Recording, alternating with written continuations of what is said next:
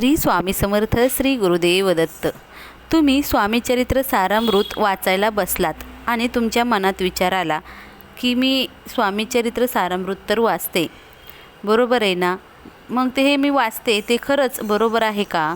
काही नियम चुकत तर नाहीत ना? आणि खरंच माझी इच्छा पूर्ण होईल का?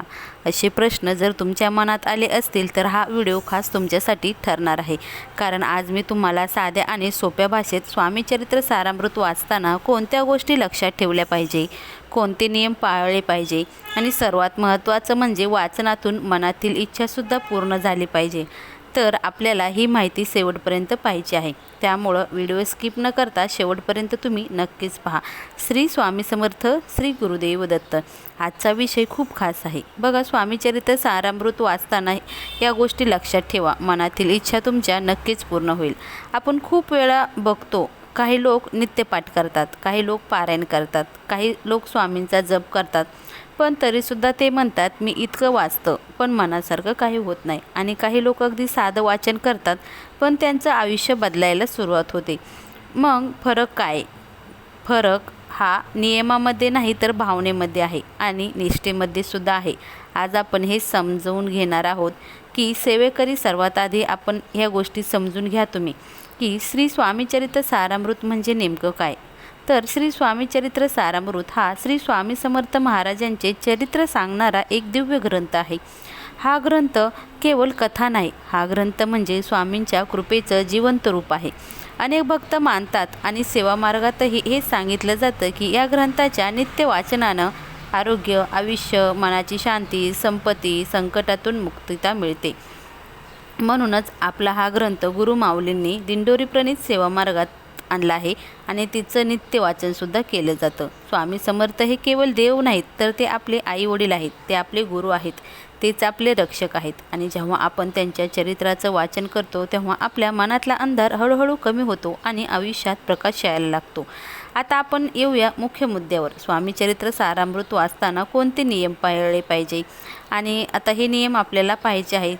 तर चला जाणून घेऊया. पहिला नियम बघा, सेवा मार्गात सांगितलं जातं की आपल्या रोज 3 अध्याय वाचायचे. म्हणजे आज तर 3 अध्याय वाचले तर उद्या 4, 5, 6 असं आपल्याला वाचायचं असतं. तर हे वाचन गुरुवारपासून सुरू करावं किंवा कुठल्याही वारी सुरू केलं तरीही चालेल, कारण गुरुवार हा स्वामी समर्थ महाराजांचा वार आहे म्हणून असं सांगितलं जातं. बघा, आपल्याला गुरुवारी वाचताना काय करायचं, एक छोटासा संकल्प घ्यायचा. संकल्प खूप मोठा असावा असं नाही, फक्त मनात आपल्याला म्हणायचं आहे स्वामी मी हे वाचन श्रद्धेने सुरू करते, माझ्यावर कृपा करा, माझं मन शुद्ध करा आणि मला योग्य मार्ग दाखवा. एवढाच संकल्प पुरेसा आहे आपला, हे लक्षात ठेवा. आपल्याला इथं कुठलीही इच्छा मागायची नाही. नित्य वाचनात आपल्याला कुठलीही इच्छा तुम्ही मागू नका. तुम्हाला जर पारायण करायचं असेल तर तुम्ही तुमची इच्छा मागू शकता, परंतु इथं संकल्प आपल्याला साधाच करायचा आहे. दुसरा संकल्प म्हणजे आपण जपमाळ करतो. बघा, 11 माळी जप आपल्याला या मार्गात सांगितला जातो. तर 11 माळ जप म्हणजे खूप वेळ लागतो, पण लक्षात ठेवा आपण मोबाईलवर किती वेळ घालवतो, आपण रोज अनावश्यक गोष्टीवर किती वेळ घालवतो. तर आपण मग स्वामीसाठी थोडा वेळ दिला तर काय हरकत नाही ना, कारण स्वामी आपल्यासाठी आयुष्यभर वेळ देतात. आणि श्री स्वामी समर्थ हा मंत्र फार शक्तिशाली आहे. हा मंत्र मनाला आधार देतो, भीती दूर करतो. त्यामुळं हा मंत्र म्हणण्याचा प्रयत्न नक्कीच करा. चला तर जाणून घेऊयात तिसरा नियम कुठला, तर अहंकार विसरायचा असतो. बघा, आपण अनेकदा वाचन करतो पण मनात एक भाव येतो, मी रोज वाचतो, मी जप करतो, मी किती चांगली भक्त आहे. तर ही चूक आपण करतो, कारण स्वामींना अहंकार आवडत नाही. स्वामींना हवी असते ती नम्रता आणि समर्पण. म्हणून वाचताना मनात समर्पण आणि नम्रता ठेवा. स्वामी मी काहीच नाही, तुम्ही सर्व आहात, माझं आयुष्य तुमच्या चरणी आहे. हा भाव जेव्हा येतो तेव्हा भक्तांचे संकट स्वतःहून स्वामी कमी करतात. त्यामुळं अहंकार कमी करा. शुद्धता बघा, शक्यतो स्नान करून आपल्याला स्वामींच्या मूर्तीसमोर बसून आपल्याला वाचायचं असतं. काही लोकांकडे वेळ नसतो, पण भक्तांनी शुद्धता म्हणजे केवळ बाहेरची शुद्धता नाही तर ती मनाची शुद्धता असते, हे लक्षात ठेवा. जेव्हा आपण स्वच्छ होऊन शांतपणे बसून वाचन करतो तेव्हा त्या शब्दाचा परिणाम मनावर जास्त होतो. आणि विशेषतः रात्री झोपण्यापूर्वी वाचन केलं तर मन शांत होतं, झोप चांगली लागते आणि घरातील भांडणेसुद्धा कमी होतात. म्हणून आपल्याला हे लक्षात ठेवायचे की मनाची इच्छा जर पूर्ण करायची असेल तर आपल्याला हे नियम पाळायलाच पाहिजे, कारण मन स्वच्छ असेल तर तुमचे सर्व संकल्प पूर्ण होतात. त्यामुळे प्रत्येक इच्छा तुमची पूर्ण करण्यासाठी आपल्याला मनाची स्वच्छता खूप चांगल्या कामाला लावणार आहे. काही वेळा आपण हट्ट करतो आणि स्वामी आपल्याला देत नाहीत, कारण स्वामी आपल्याला दुखावण्यासाठी नाहीत तर वाचवण्यासाठी थांबवतात. म्हणूनच वाचन करताना तुमची इच्छा स्वामींना अगदी आपण जसं आईला सांगतो ना तशी सांगा. मनात कुठलाही बनावटपणा नको. काही लोक म्हणतात स्वामी मला हे हवंय, पण आतून त्यांचा विश्वासच नसतो. आणि काही लोक म्हणतात स्वामी मला जे योग्य असेल ते द्या, पण माझं मन शांत ठेवा. आणि स्वामी त्यांना खूप मोठं देतात. म्हणून वाचन करताना मनात स्पष्ट बोला, स्वामी माझ्या मनात ही इच्छा आहे, मी तुमच्या चरणी ती इच्छा ठेवते, तुम्हाला जे योग्य वाटेल ते करा. हा भाव आला की इच्छा पूर्ण होण्याची प्रक्रिया सुरू होते. आता तुम्हाला एक गोष्ट लक्षात ठेवा की संकल्पयुक्त पारायण म्हणजे काय, तर वाचन केवळ सवयीने नको, तर वाचन हे संकल्पाने करा. संकल्प म्हणजे मन एकाग्र करून वाचन करणे. जसं की बघा, स्वामी माझ्या घरात सतत त्रास आहे, मी हे वाचन 11 दिवस नित्य करेल.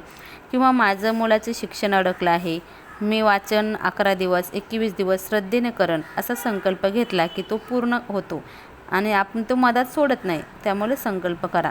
स्वामी समर्थ हे आपल्या भक्तांची परीक्षा घेतात आणि जे भक्त टिकतात त्यांना स्वामी भरभरून देतात. असे प्रत्येक भक्ताचे अनुभव आहेत. त्यामुळं वाचन सुरू झालं की आपल्या घरातील भांडणे कमी होतात. एखादी नोकरी मिळत नसेल तर नोकरी लागते, लग्न जमत नसेल तर लग्न जमतं. ही सर्व स्वामींची इच्छा आहे. त्यामुळं आपल्याला पूर्ण संकल्पयुक्त सेवाही करायची असते. स्वामीची कृपा नक्कीच तुम्हाला मिळणार आहे. नित्य भक्ती आणि निष्ठा ठेवली तर तुम्हाला स्वामींची कृपा नक्कीच मिळते, कारण हा ग्रंथ दिंडोरी प्रणित सेवा मार्गात अत्यंत महत्त्वाचा मानला जातो. परमपूज्य गुरु माऊली अण्णासाहेब मोरे हे श्री स्वामी समर्थ गुरुपीठाचे पीठाधीश आहेत आणि त्यांच्या सेवा मार्गात स्वामींची नित्य सेवा, जप, पाठ आणि सामूहिक सेवेला खूप महत्त्व आहे. गुरु माऊली नेहमी सांगतात, स्वामी ही शक्ती आहे आणि नित्यसेवा केली तर जीवन सोन्यासारखं होईल. त्यामुळं ही ओळ ऐकायला खूप साधी वाटते, पण याचा अर्थ खूप खोल आहे. कारण सेवा म्हणजे फक्त पूजा नाही, सेवा म्हणजे आपल्या मनात स्वामींच्या चरणी सतत संपर्क ठेवणे म्हणजे सेवा आहे. सेवा म्हणजे आपल्या वागण्यात नम्रता आणणे. सेवा म्हणजे चुकीच्या गोष्टीपासून दूर राहणे आणि जे होत आहे ते आपोआप आपलं आयुष्य बदलायला सुरुवात होईल, अशी सुद्धा आपण ह्या सेवेचा अर्थ आहे. त्यामुळं अनेक भक्त सेवा करतात. फक्त वाचन केल्याने काय होतं, तर वाचनाचे सुद्धा खूप फायदे आहेत. बघा, पहिला फायदा म्हणजे काय, तर तुम्ही संकटापासून तुम्हाला मुक्ती मिळते. दुसरा म्हणजे काय, तुमच्याला जर आरोग्य, संपत्ती, संतती या गोष्टीची कमतरता असेल तर ती सुद्धा वाचनाने तुमची पूर्ण होते. तुम्हाला वाचनाने तुमचं मन जर तुमच्या मनात नकारात्मक असेल तर ते दूर होते, भीती कमी होते, मन शांत होतं. आणि आजच्या काळात सर्वात मोठी गरज आहे मनशांती. तर स्वामीचरित्र सारामृत वाचलं की मनात वेगळाच आधार तयार होतो. त्यामुळं आपल्याला स्वामीचरित्र हे सारामृत वाचायचं आहे. हे वाचताना हे एक गोष्ट लक्षात ठेवा की वाचनासाठी एक ठराविक वेळ निश्चित ठेवा. उदाहरणार्थ रात्री तुम्ही झोपण्यापूर्वी हा वाचू शकता, सकाळी वाचू शकता, परंतु वाचताना एक ठराविक वेळ नक्कीच ठेवा. दुसरी गोष्ट म्हणजे वाचन करताना मोबाईल बाजूला ठेवा, कारण त्यामुळे सुद्धा आपली लिंक तुटते. वाचन हे दिवा लावून वाचन करा. वाचन करताना 1 मिनिट डोळे बंद करून स्वामीचं नाव घ्या, त्यामुळे वातावरण आपलं कसं पवित्र होतं. वाचन करताना 2 मिनटं आपल्याला शांत बसायचे. वाचन झाल्यावर सुद्धा आपल्याला 2 मिनटं शांत बसायचे, स्वामींचं आपल्याला रूप आठवायचं. त्यामुळं आपल्या मनावर त्याचा परिणाम होतो. त्यामुळे ही गोष्ट लक्षात ठेवा, कारण आपलं मन विचलित झालं तर अशा गोष्टी होतात. त्यामुळं वाचन करताना आपलं मन विचलित करू नका. त्या वाचनाकडं, त्या ओळीकडं आपलं लक्ष ठेवा, म्हणजे आपलं मन भटकत नाही. पुन्हा स्वामीच्या नावाकडे आपलं मन ठेवा.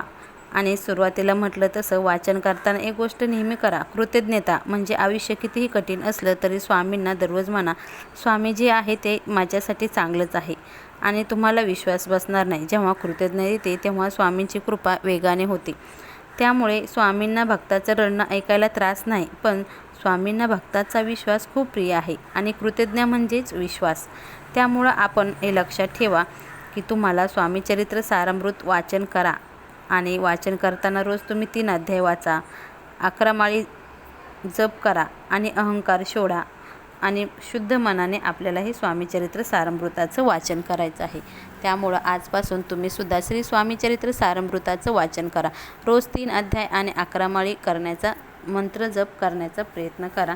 खूप साधी आणि सोपी सेवा आहे आणि तुम्हाला जर जमतच नसेल तर तुम्ही एकाच दिवशी म्हणजे गुरुवारीसुद्धा तुम्ही एक पारायण संपूर्ण आठवड्याचंसुद्धा करू शकता. परंतु त्याच्यामध्ये कसं आपण फास्ट वाचतो त्यामुळे आपली लिंक तुटते ना, त्यामुळे रोज थोडी सेवा करायची असते. कारण थेंबे थेंबे तळे साचे असं म्हटलं आहे ना, त्यामुळे आपल्याला रोज थोडी थोडी सेवा ही करायची असते. आणि नामस्मरण तर काय, आपल्याला उठता बसता श्री स्वामी समर्थ नामाचं नामस्मरण करायचं असतं. श्री स्वामी समर्थ. श्री गुरुदेव दत्त.